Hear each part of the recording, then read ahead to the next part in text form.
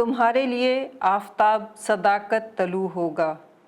आज की पहली तलावत मलाकी नबी की किताब 3 बाब 19 और 20 आयत।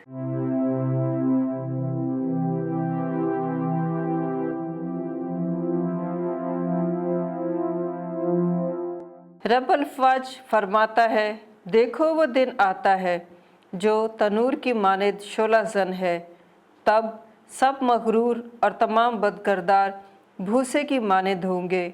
और जो दिन आता है वो उनको ऐसा जलाएगा, ना जड़ और ना ही तना छोड़ेगा। लेकिन तुम्हारे लिए उसे जो तुम मेरे नाम से डरते हो आफताब सदाकत तलू होगा और उसकी किरणों में शिफा होगी। पाकलाम के पढ़े और सुने जाने पर खुदावंद की बरकत हो, खुदावंद का शुक्र हो। ज़बूर जमायती जवाब, खुदावंद आ रहा है कि कौमों की अदालत करे।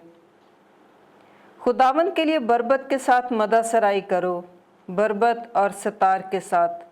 बादशाह खुदावंद के रूबरू नरसिंगों और तुरही की आवाज़ से ललकारो।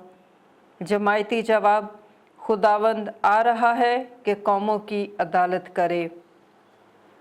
समुंदर और उसकी मामूरी जहान और उसके बाशिंदे गूंज उठें, दरिया तालियां बजाएं और साथ ही पहाड़ खुशी से ललकारें खुदावंद के हजूर। जमायती जवाब, खुदावंद आ रहा है कि कौमों की अदालत करे। क्योंकि खुदावंद आ रहा है, वो आ रहा है ताकि दुनिया की अदालत करे। वो अदल से जहान की और सिदक से कौमों की अदालत करेगा। जमायती जवाब, खुदावंद आ रहा है कि कौमों की अदालत करे।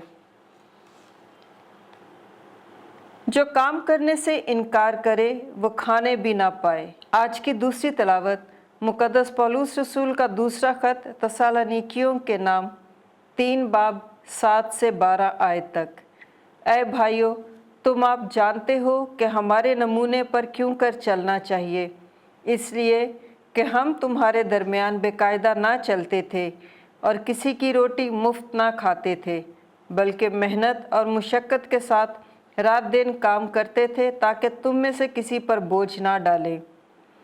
इस वास्ते नहीं कि हमको इख्तियार ना था, मगर इसलिए कि हम अपने आप को तुम्हारे लिए नमूना ठहराएं जिस पर तुम चल सको। और जब हम तुम्हारे पास थे उस वक्त भी हम तुमको ये हुक्म दिया करते थे कि जो काम करने से इनकार करे वो खाने भी ना पाए।